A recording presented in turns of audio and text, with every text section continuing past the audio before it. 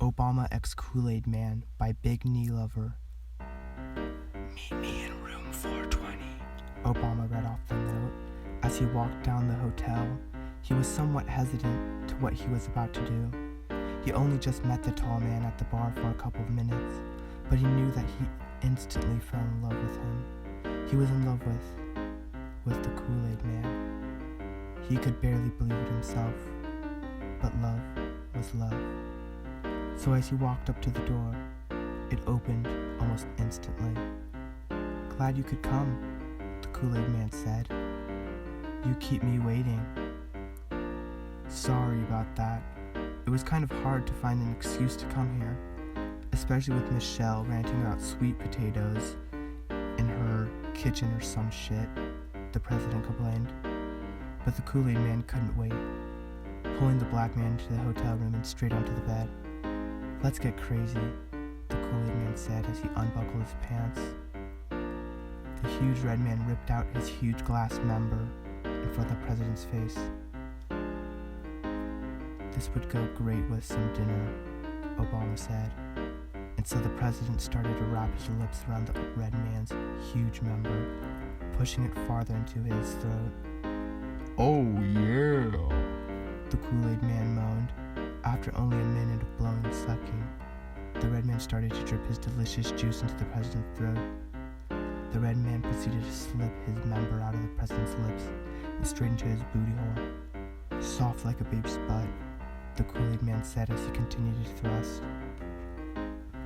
"Of yore, you would know," the president moaned as he was pounded harder and harder.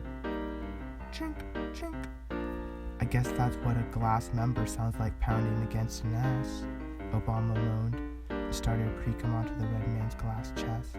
And just like that, the Kool Aid Man released his red juice straight up into the black man's tight ass. I could almost taste it," Obama said. "Fruit punch?" The red man pulled out his flaccid member out of Obama's tight ass. "Good thing it didn't break," the Kool Aid Man replied. "Yeah, that would have been a real pain in the ass," Obama said. And after that, they both looked at each other, laughed, and kissed in a loving embrace. "I love you, Obama Senpai," the Kool Aid Man said as he blushed. "I love you too, Kool Aid Man," Obama said, almost tearing up, and then both got under the blankets and cuddled the rest of the night.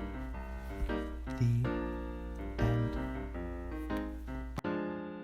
Emilia Earhart x the Kool Aid Man by Kyle Ron. There's a small plane on the island. It has crashed and smoke is coming out of it, like a swarm of bees exiting the hive to pollinate the fields. Except this isn't bees exiting a hive, it's smoke, and the hive is the whole of a plane. This is in the Pacific Ocean in 1937. The sky is blue as the ocean floor. There are some trees in the area. The slight breeze blowing makes them rustle, and there's also the rustling of the fire, which sounds like a howl of a wolf. The plane is closer now. It is a Lockheed Model 10E Electra, still new. The tint is metallic and shiny, like the sun glinting off a diamond. The crash must have been very recent. As we move past the plane, we can see a figure. She's decked out in some sick-ass 1920-era pilot suit, and the figure takes off their helmet. "Shit," said Emilia Earhart as she took off her helmet. The crash was bad, and if she didn't make it back, she would be declared missing and probably die soon. She tried to fix the plane, but it blew up in her face.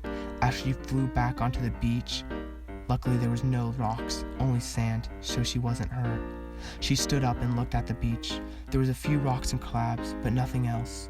She explored the island and found some coconut trees and made them fall so she could drink them later. She tries to make a flare with the fire, but it soon was night, and she was hungry.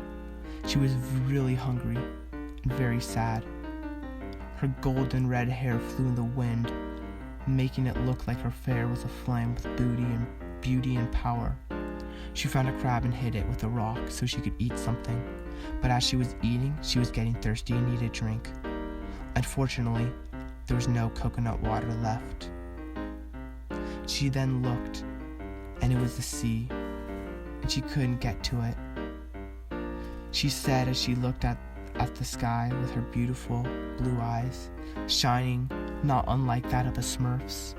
But her Smurf looks couldn't save her now. As Emilia Earhart looked out, she could feel her getting very thirsty. "I just wish," she said with determination, "I had some Kool-Aid." "Did somebody say Kool-Aid?" a voice said behind Emilia. She looked and saw nothing, but then a wall was destroyed that wasn't even there. A giant red pitcher with a face came out and leaped onto the beach. "Oh yeah!" It was a Kool-Aid man. Emilia could hardly believe her eyes as she walked towards there.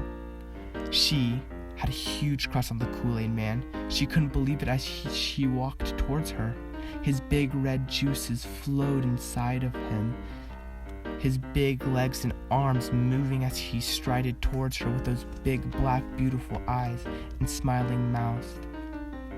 And the thought of having his tongue darting inside her fills her with pleasure every night when she sleeps.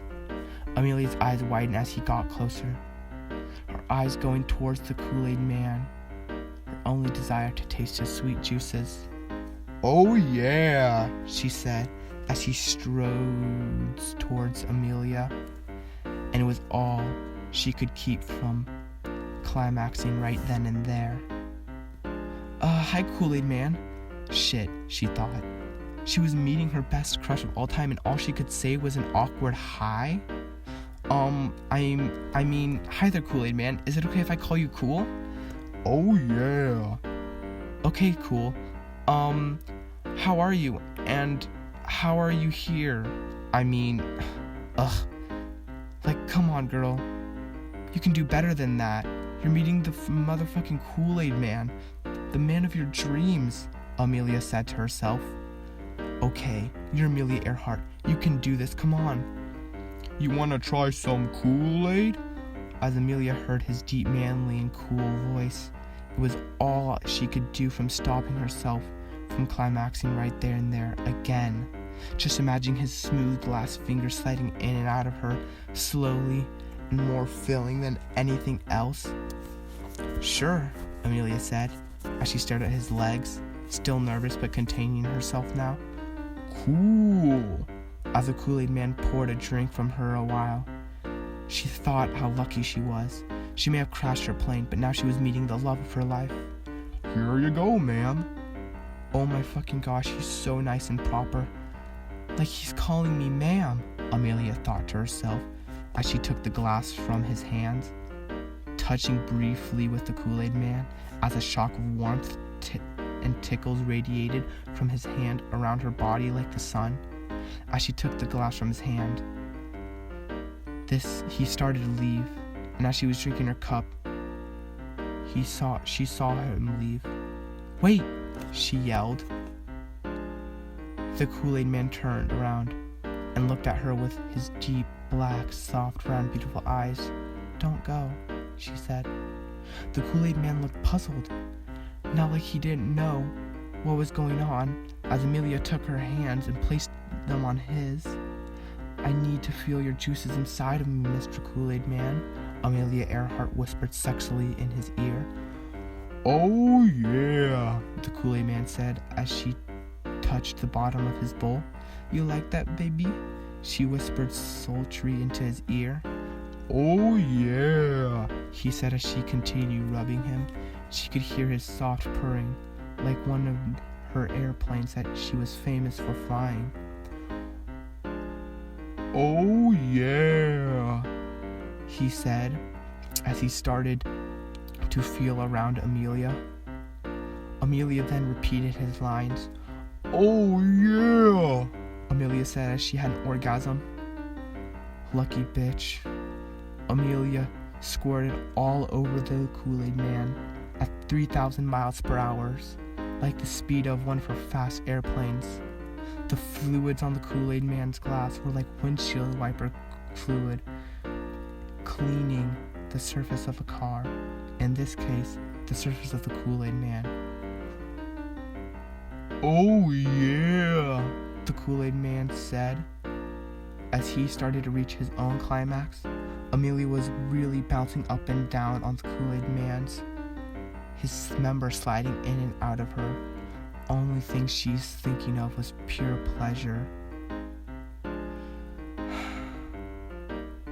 She thought to herself, oh my gosh, that's the best ever. Oh my gosh. And both of them in unison said, Oh yeah. The end.